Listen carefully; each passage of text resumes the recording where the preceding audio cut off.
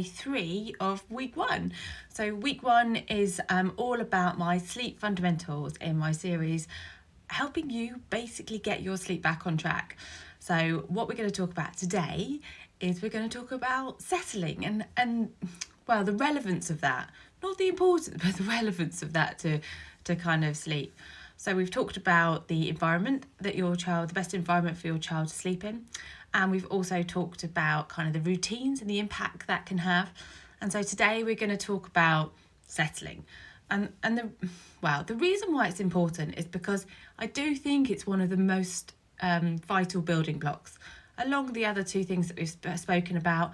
Whenever I'm working with clients, we talk about these 3 things and we try and analyse where you're at with that journey and what impact that might be having on your child's sleep.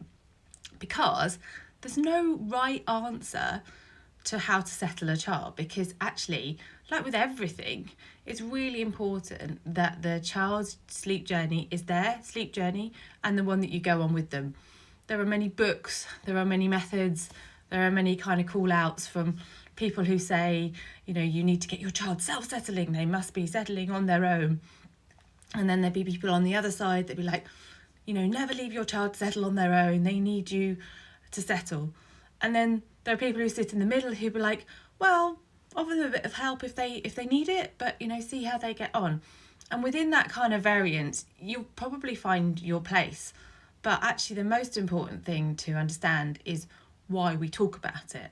So if we take a step back and look at the kind of the sleep education part of it, which is one of my most passionate things to talk about, because I really think that if you can understand why we talk about these things, you can take it back to your situation and hopefully kind of implement some changes, or maybe think about kind of what's happening.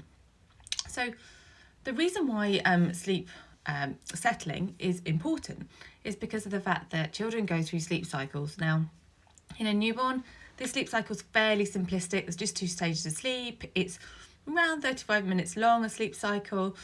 In a baby over 4 months, then the sleep cycle lengthens out. That's the 4-month regression, as people call it.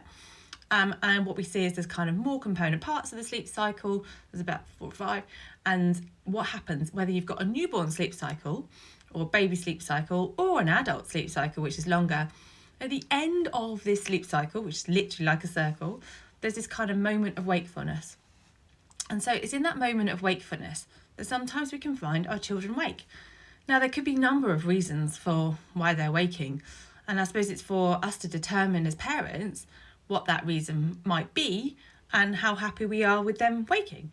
So I was reading some research the other day that talks about the fact that children under the age of 1, it's quite common for them to wake. It's not uncommon for your baby to wake. It's just about where you are at with it all and whether you feel it's necessary. It's quite common for children under 1 to also feed in the night. But it's about where you are on that journey, because if you've got a child of 4 or 5 months that's waking a couple of times a night and you're feeding them, that's no kind of irreal issue. That's quite normal behaviour. But if you're kind of at that latter end, sort of between 8 to 10 months, and they're waking 5 or 6 times a night and lots of feeds and you're resettling lots, or you're doing lots of dummy runs, then maybe there's something in there that you kind of need to analyse and sort of change.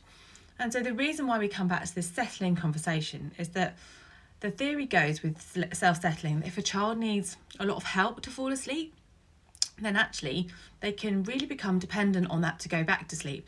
So they start off, let's say, I don't know, you've been rocking them to sleep. There's no blame here, I'm just using an example.